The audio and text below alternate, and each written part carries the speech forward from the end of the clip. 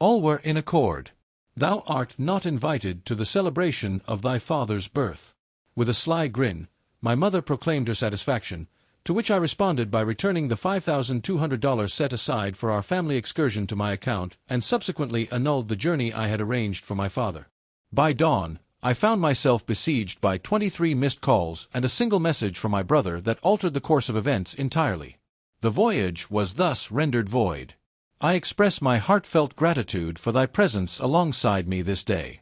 I do wish thee a splendid day, wherever thou may be. It would bring me great joy. Pray, share in the comments whence thou dost watch and the hour that strikes in thy land. Let us commence our tale together. My father, Arthur Carter, is a man whose life is marked by quiet sacrifices. He shuns grand gestures and loud declarations, yet his love for our family flows like a steadfast current beneath the surface of our existence. As his 60th birthday approaches, I yearn to proclaim what he has always softly conveyed, that he is cherished, that his toils have not gone unnoticed. I, David, his eldest son, am resolute in making this milestone unforgettable. For months, my abode has morphed into a clandestine command center, with spreadsheets detailing budgets and browser tabs brimming with research on fishing lodges. My nights have been filled with the gentle click of the keyboard as I crafted the perfect celebration. The crowning delight is a surprise 7-day fishing expedition to a remote and breathtakingly beautiful lodge in Montana. He had once casually spoken of visions that danced in his mind, and I could vividly envision the expression upon his visage, a fleeting glimpse of unrestrained delight. I had carefully orchestrated the arrangements, the irrevocable payments already drawn from our shared treasury. Years ago, I did establish the chronicles of the Carter family escapades. It was chiefly supported by mine own means, a subtle manner in which I could lend my aid for this journey. I had set aside a sum of $5,200, a considerable amount I had amassed with great care in anticipation of the journey ahead. There was a gathering, a sumptuous feast in the open air at their abode, a roster of cherished companions from yesteryears and our dispersed kin. A visual tapestry of reminiscences I was diligently assembling from weathered tomes and neglected digital archives, alongside a meticulously refurbished relic of a fly-fishing rod I had unearthed at a market of antiquities. It is a matter that shines with a past, one I was certain he would value. This yearning to mend and ease the fray was not unfamiliar. I had lent my younger brother Liam assistance with the initial sum for his maiden chariot, a splendid coupe of great allure. He was surely unable to bear the burden alone. I had endorsed agreements, settled disputes, and more frequently than not, discreetly shouldered expenses for familial gatherings. My progenitors sought to maintain a facade, yet their efforts fell short. A recurring theme emerged, wherein I made minor sacrifices to appease my mother's seemingly harmless entreaties, all in pursuit of tranquility, a tranquility that I now discern often came at my own detriment. The burden of their aspirations draped over me like a familiar, albeit stifling, garment, one I had not dared to scrutinize until this juncture. How could the woman who guided my first steps and whose soothing melodies accompanied my earliest slumbers harbor such calculated designs beneath her meticulously crafted guise of maternal affection? My mother, Margaret, initially donned a mask of enthusiasm as I unfurled the broad outlines of my ambitions. "Oh, David, how delightful that doth sound!" she did chirp, her smile shining a touch too radiant. Yet, ere long, the suggestions did commence. Minor alterations, she would declare, that somehow did shift the focus. They did swell the budget I was to bear or gently nudged my meticulously crafted designs towards her own desires. When I, with great enthusiasm, presented to her the brochure for the Montana Lodge, the one adorned with breathtaking images of unblemished lakes and snow-kissed summits, she did emit a soft, nearly imperceptible sound, yet one I recognized all too well. "Oh, Montana, my dear," she did proclaim, her voice imbued with a maternal sweetness so rare, it could transform a critique into a gentle embrace, "it doth sound rather rustic for thy father. Do you not ponder, in such distant realms, what fate might befall us?" She then didst pat my hand, a gesture that seemed more akin to dismissal than to affection, as Liam's mother's echo chimed in at the appointed hour. "Verily, Dave, thy mother speaks truth. Perchance a simpler affair would suit, for thy father is not as spry as in days of yore." He reclined, already picturing himself as the gracious host at a gathering, which mother would assuredly commandeer. His concern for father felt as fleeting as the inexpensive fragrance he favored. A few weeks into our preparations, I had a brief discourse with Aunt Carol, father's younger sister residing a few states hence. She possessed a sharpness tempered with a no-nonsense kindness that I always held in esteem. After I tentatively divulged some of my designs and mother's counsel, Carol paused and remarked, "Thy mother means well, dear, in her own fashion." Her tone was carefully measured, yet one could not overlook Margaret's penchant for having matters her own way. "Just ensure thy father's true desires are acknowledged amidst all this." In that moment, I laughed it off, assuring her that I had matters well in hand. Yet her words, like a delicate seed of doubt, took root, whispering in tune with my own burgeoning unease. I endeavored to entomb those sentiments deep within my soul. "Thou art too tender," I would whisper to mine own self, gazing upon the ceiling in the stillness of night. "The fragrance of aged albums doth linger upon my fingertips, remnants of an eve spent crafting the tableau of memories. She is thy mother. She doth desire naught but the finest for all." I did express this to my dearest companion Sarah whilst we sipped our coffee on a Saturday morn. Sarah, with her forthright spirit, did raise a dubious brow and inquired, "Best for whom, David? Thy father or her visage of the ideal family matron? Crafting a revelry most splendid." I felt a surge of indignation as I stood up for my mother, reciting the well-known phrases that spoke of her noble intentions. Yet, her inquiry remained, an unsettling discomfort beneath the surface of my devotion. The concrete aspects of our plans became my sanctuary, the sharp touch of the plane tickets for my father and me, the gratifying sound of the booking confirmation from the lodge's website, and the cozy, slightly musty aroma of the antique shop where I discovered the fishing rod. These were indeed substantial, a true embodiment of my affection for my father. In my mind's eye, I beheld the sweet fragrance of his cherished chocolate cake, the very one I intended to procure from the quaint bakery of his youth, entwining with the robust, smoky essence of the barbecue. I envisioned his hand, seasoned and robust, gliding over the polished grain of the renewed staff. In these fleeting moments, I toiled towards a genuine joy, striving to forge a stark contrast to the meticulously crafted, yet hollow perfection my mother seemed to pursue. Yet, a knot of anxiety tightened within me, a foreboding that the path to such joy grew ever more perilous, strewn with her smiling, yet insidious obstructions. The seeds of unease, sown by dear Aunt Carol, began to sprout with alarming swiftness. My mother's gentle suggestions transformed into firm directives, her subtle undermining evolving into a more overt campaign to commandeer the celebration of my father's 60th year. By mere chance, I stumbled upon a forwarded missive revealing a separate group chat she had orchestrated for the occasion, titled Dad's Big 6-0 Surprise, from which I, the original architect of the surprise, was glaringly absent. A sickly anger churned within me as I approached Liam, feigning a casual curiosity about the matter. He merely didst shrug his shoulders. "Alas, dear mother hath arranged this for swift resolutions and such. Pray, do not find it strange." Yet, it came to pass that these choices did unravel my intentions, for the quaint bakery I had selected for father's cherished chocolate cake hath seen my order undone by her hand. "Oh, my dear," she sang with a sweetness that belied the poison within, her tone a delicate confection woven with treachery. "Thy selection was rather too facile. Verily, we desire this to be most extraordinary. Dost thou not agree?" She then did proclaim with great pride that she had commissioned a grand and ornate confection from a posh establishment in the heart of the city, a creation that dear father might deem overly elaborate, and one that bore a price tag nearly double that of what one might expect. She deftly suggested that I should now shoulder this expense, for it was for your father, David. "Surely, thou dost desire the finest for him." Her words, laced with a sigh heavy with feigned burden, underscored her statement.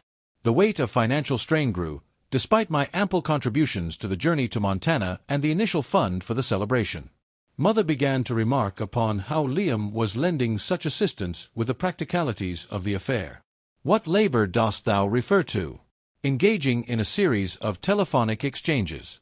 She proclaimed that those trivial online reservations are but a mere trifle. "David," she had said, casting aside the notion with a wave of her hand, "yet this demands true endeavor, genuine engagement."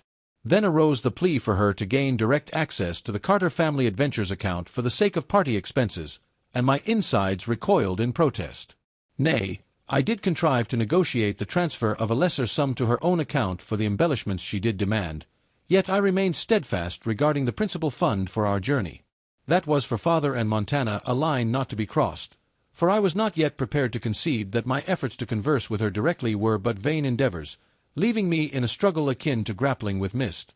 "Mother," I remarked one evening, striving to maintain a steady tone, "I feel as though I am being excluded from Father's festivities.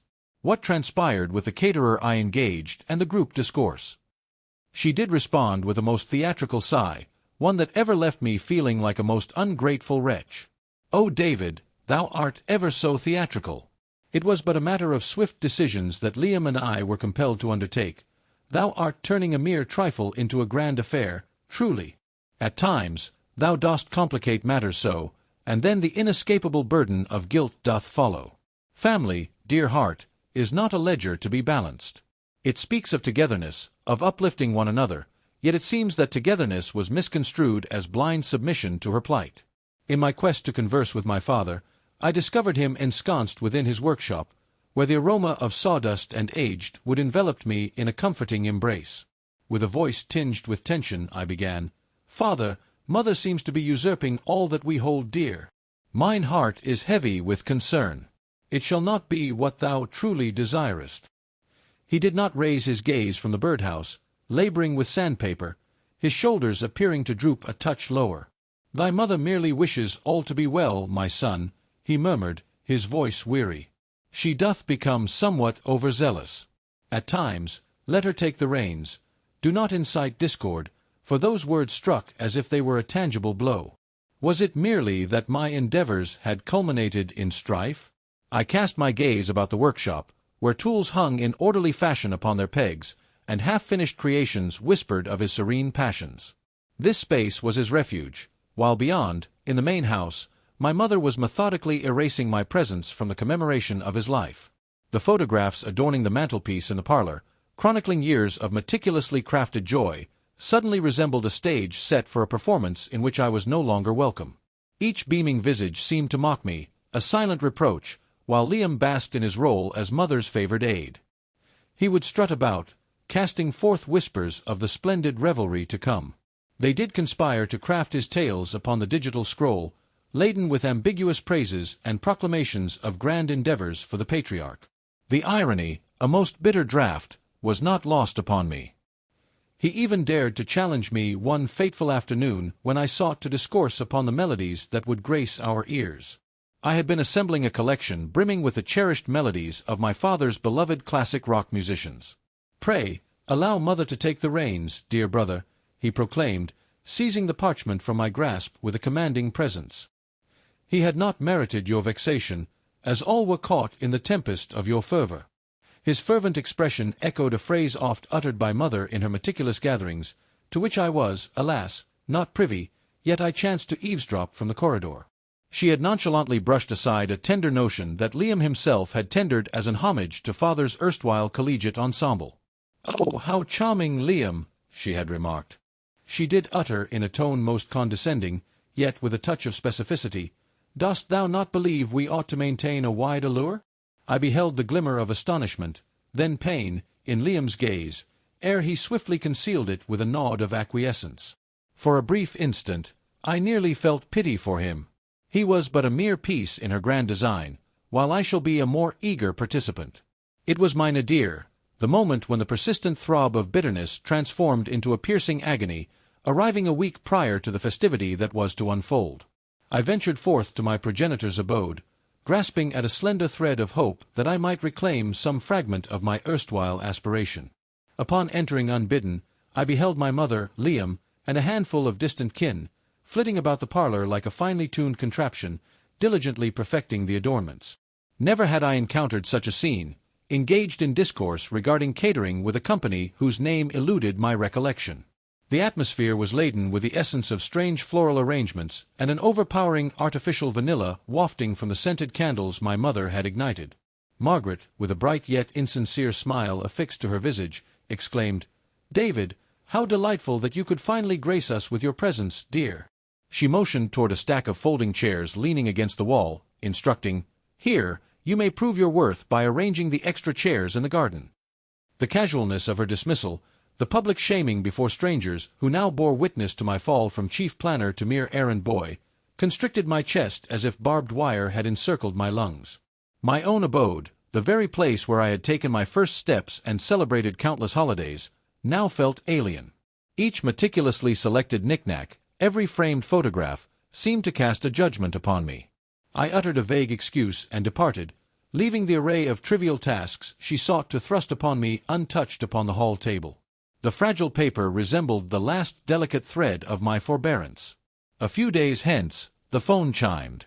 It was Mother, her voice, that well-known tone, deceptively sweet, which invariably heralded a request or a subtly masked reproach. "David, dear," she commenced, "might you come over this afternoon? We must convene as kin to discourse upon the gathering, a mere assembly of our own." My gut churned with an ominous foreboding.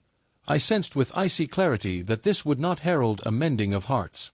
It seemed akin to a beckoning, a concluding scene in a drama from which I wished to withdraw. Yet, a small, foolish fragment of my being, the one that still longed for the maternal figure I believed I had, murmured that perhaps, just perhaps, this was an opportunity to set things right. "Very well, Mother." I spoke with a tone most measured and impartial. At the appointed hour of 3, I arrived to find them gathered in the living room, my mother, father, and Liam. The air was laden with unvoiced sentiments, heavy as the stillness that precedes a tempest. My father, ensconced in his familiar armchair, gazed vacantly at some unseen point beyond the window, deliberately evading my glance. Liam, perched upon the edge of the sofa, wore an expression of smug self-importance that tightened my fists. Yet my mother, the epitome of tranquil poise, bore a faint, almost imperceptible smile, a smile akin to that of a strategist poised to declare checkmate. She allowed the silence to linger, relishing the moment ere she commenced. "David," she uttered, her tone gentle yet imbued with an unmistakable air of finality. "We have all been conversing, and in light of thy recent demeanor, thy negativity hath rendered it evident that thou art not truly aligned with the endeavor to craft a joyous and harmonious celebration for thy father." She gestured vaguely towards Liam, who, with a slight puff of his chest, stood resolute. "Liam, on the contrary, hath been a steadfast pillar, truly comprehending what thy father requires at this juncture. He hath poured forth such fervor into this. My own heart beat fiercely against my ribs, a caged bird yearning for freedom. As the crimson hue fled from my visage, a tempest of fury brewed within, yearning to erupt in a cacophony of protest against the cruel fate that had befallen me. Yet, an eerie tranquillity began to envelop my senses. My mother inhaled deeply, her grin expanding into that familiar, knowing smirk. I'd come to despise it was a look of undisguised triumph, so she continued, her voice dropping to a conspiratorial whisper, as if sharing a delightful secret. "We've all agreed, and this was a united decision for your father's sake, of course. You're not welcome at your dad's birthday party." The words hung in the air, each one a poisoned dart. "Not welcome at my own father's 60th birthday, the celebration I had poured my heart, soul, and savings into." Dad remained silent, his profile rigid, a muscle twitching in his jaw. Liam nodded slowly, his expression a mixture of feigned solemnity and ill-concealed satisfaction. A beat of stunned silence, the world seemed to tilt on its axis, then something inside me snapped, not in a fiery explosion, but in a quiet, decisive break. The years of swallowing my pride, of seeking an approval that was always just out of reach, finally curdled into something sharp and decisive in my gut. The hurt was still there, a gaping wound, but it was now overlaid with a layer of icy resolve. I met Mom's gaze, my own expression unreadable. "Good to know," I said, my voice surprisingly level, devoid of the tremor. Within the depths of my being, I ventured into my pocket and retrieved my device. Yet, my fingers trembled, lacking the steadiness of my spoken words, in light of this newfound accord. With my gaze darting to the screen, I resolved to make but a few alterations. The banking application sprang to life with a chime that resonated unnaturally loud amidst the stifling stillness of the chamber. Tap, swipe, confirm the sum of $5,200. In the chronicles of the Carter family escapades, I did allocate a sum for my father's journey to the vast landscapes of Montana. Let it be known that such funds are now deemed withdrawn. With a swift motion, I turned the phone's visage towards them, revealing the confirmation of the transfer, the lodging secured, and the esteemed fishing guide I had meticulously scrutinized for weeks, alongside the exclusive charter flight arranged for this noble venture. In a manner most unfortunate, I had taken measures to tend to my father's ailments, yet all was undone, and penalties were to be borne by me alone, a weight upon my shoulders, not the family's. My mother's smirk transformed into a visage of disbelief, which then contorted into a fierce grimace of wrath. "You would not dare," she cried, her voice fracturing the fragile facade, shattering it as though it were mere glass. "That money was intended for your father." In that moment, Liam rose abruptly, his stance a testament to the tension that filled the air. "Thou canst not perform such an act." Father awaited with eager anticipation as I severed our discourse, my words sharp and cold as fractured ice. "Was he?" I inquired, finally directing my gaze towards him, who now met my eyes with a countenance that bore a perplexing blend of astonishment and perhaps a tinge of sorrow. Or was it that he anticipated the tidings shared by Mother? He ought to anticipate, for I maintained his gaze for an extended span. "Dear father, thou art cherished, and I have devised this grand affair for thee, yet I shall no longer be a mere mat beneath thy feet. I rise, my limbs firm and resolute. Revel in the festivities thou hast orchestrated." I uttered my sentiments, directed to the assembly yet aimed at none specifically. I departed from the dwelling, the sound of the portal's closure resonating with a weighty conclusion. The journey back was a haze, a tempest of fury, sorrow, and an overwhelming, burgeoning sense of freedom swelling within me. My hands quaked so fiercely upon the wheel that I was compelled to halt by the roadside for a brief respite. To merely conjure the visage of my mother's twisted countenance, my father's speechless astonishment, and Liam's fervent outrage, all these scenes danced once more in the theatre of my thoughts, as I found myself ensconced within the confines of my dwelling. The hush enveloped me like a soothing balm as I silenced my device, yearning to sever ties with the poison that surrounded me. After the passage of hours, when I at last revived the screen, it blazed forth with a tempest of alerts. 23 missed calls, the majority from my mother, her tone growing ever more frantic. A handful from a restless Liam, and one solitary call from my father, which had slipped directly into the realm of voicemail. I did lend mine ear, my breath caught in my throat, for his voice was tinged with a rare uncertainty. "Perchance we should converse on this matter," he suggested. "Call me," yet I could not at that moment, for the wounds were still too fresh. Then a new missive chimed forth, and it bore the name of Liam. My thumb lingered above the button to erase it, yet some force compelled me to unveil its contents. Dave. "Alas, dear mother, I have erred most grievously. She hath spun a web of deceit far beyond my initial understanding, extending past the mere revelry of the gathering. I have uncovered a matter most troubling, one that thou must behold. It is dire indeed. Pray, summon me, I beseech thee. It doth alter all." The missive from Liam lay upon my device, throbbing with an odd urgency. It doth alter all. Doubt did battle with an unwelcome spark of curiosity, for trusting Liam felt akin to stepping once more into the jaws of a beast. Yet the raw dread in his capitalized entreaty, "Please," bore a weight unlike his customary bravado. I did consent to meet him on the morrow at a neutral and familiar coffee-house in the heart of the town, a realm far removed from the charged ambience of our familial abode. Upon my arrival, he was already present, hunched in a shadowed corner, his usual air of confidence utterly vanished. His visage was ashen, his eyes rimmed with crimson, as though sleep had eluded him. He lifted his gaze as I approached, a wave of remorse washing over his countenance. "Dave, gratitude for thy presence," he uttered with a tremor as he stirred his coffee, now but a chill remnant of warmth. "What dost thou find of such import, Liam?" With a voice devoid of warmth, I extended no gesture of peace. He inhaled deeply, his breath trembling. "After your departure yesterday, Mother unraveled entirely, an explosion of emotion, yet it was not rooted in Father's discontent. Indeed, it was a tale woven with the threads of betrayal and folly, where her schemes lay in ruins, and her visage was marred by her own selfishness.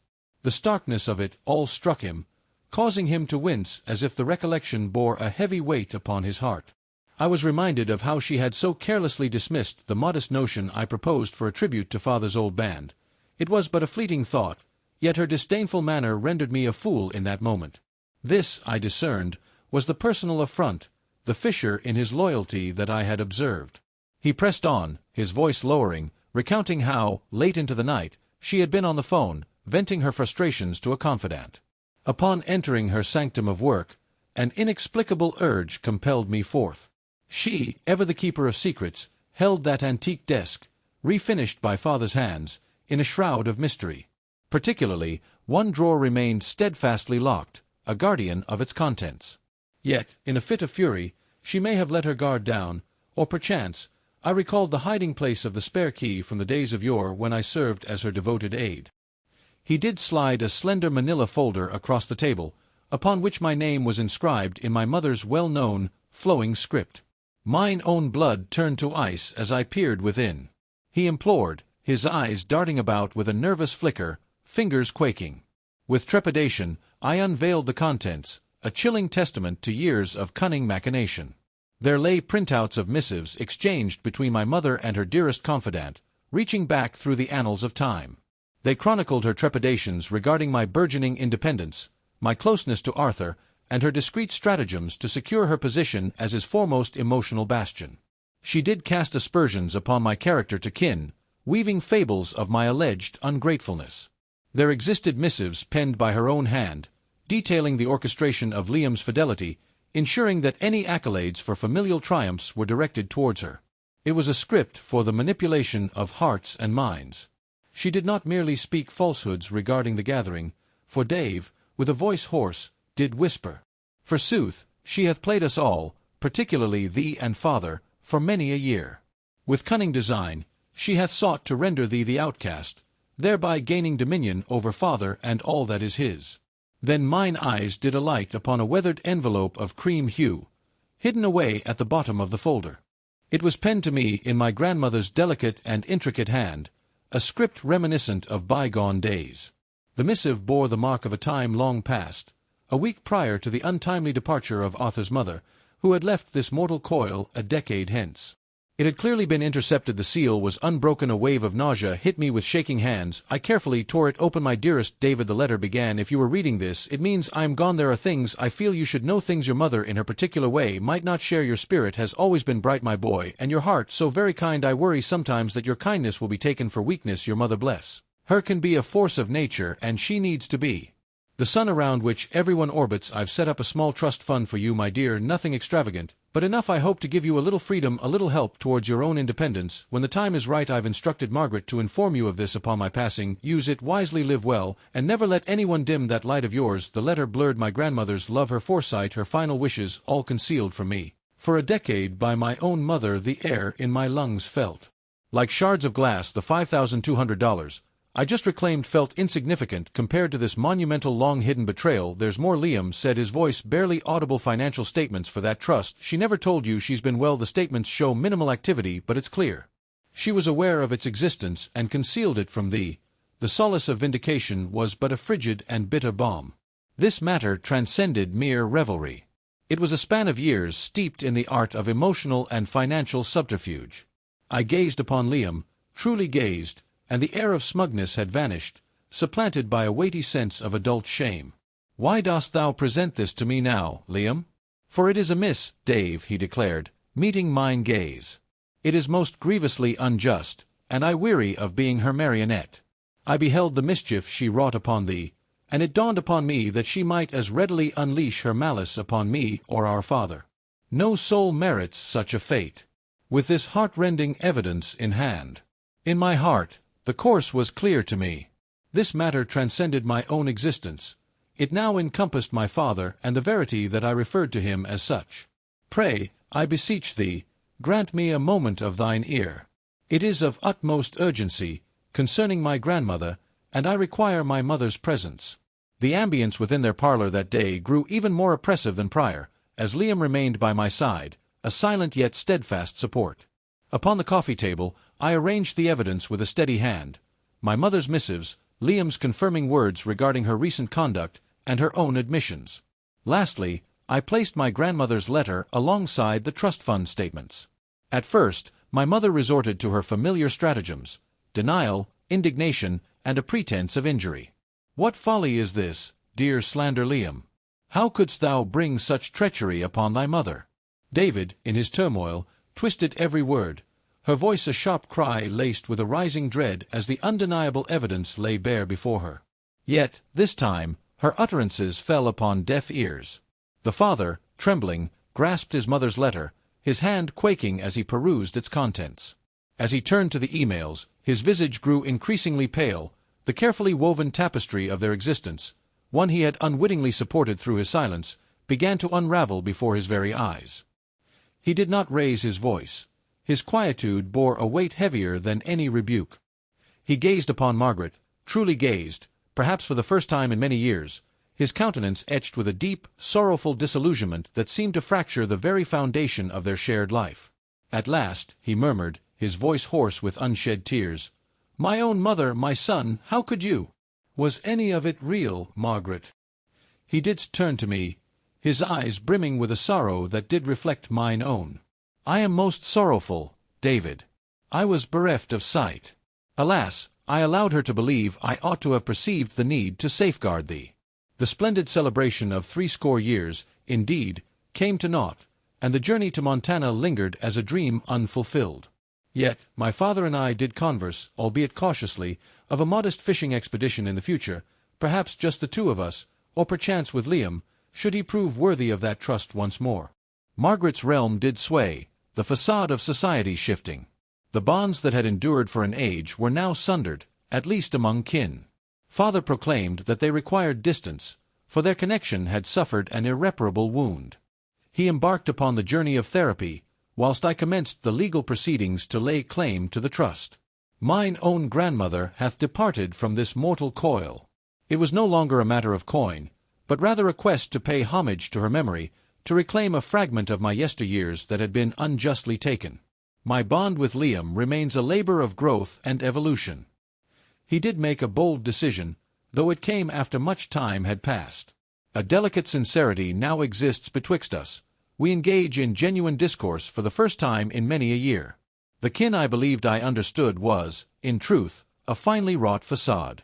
To dismantle it was a torment most profound, the most excruciating act I have ever undertaken. Yet, from the debris, I could at last commence the construction of that which is genuine, that which is real. In the depths of my being, I unearthed a fortitude hitherto unknown, a potential for limits I had yet to summon the courage to establish, the fragment. In this moment, I perceive not the serene veil of ignorance, but rather the arduous attainment of self-respect. I am preparing to embark upon a journey to Montana, not to a grand lodge, but to a humble cabin by a tranquil lake I discovered in the vast expanse of the Internet. This voyage shall serve as a balm for my spirit, a celebration of the narrative I have reclaimed. To reclaim my tale is to redraw the very map of my heart, to delineate new boundaries where once stood the old allegiances that compelled me to diminish my essence. What illusions have you cast aside to unveil your own verity? What, pray tell, did that liberty ultimately bestow or demand of thee?